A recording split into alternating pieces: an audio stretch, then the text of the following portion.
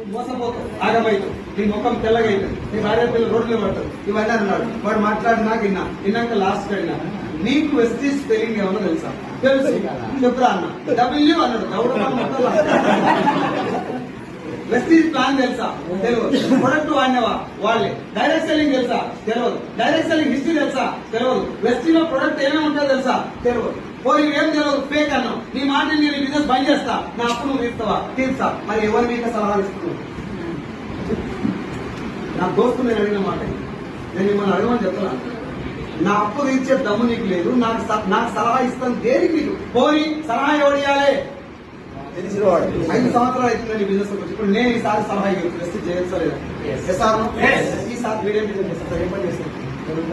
Private organisation ఏదో job చేస్తారు. ఆ జాబ్ గురించి నాకు తెలియాలని నేను అడగా. సార్ ఈ బిజినెస్ చేయొచ్చు సార్. ఈ పోషిడికే వాళ్ళకి వాడు గెలవడం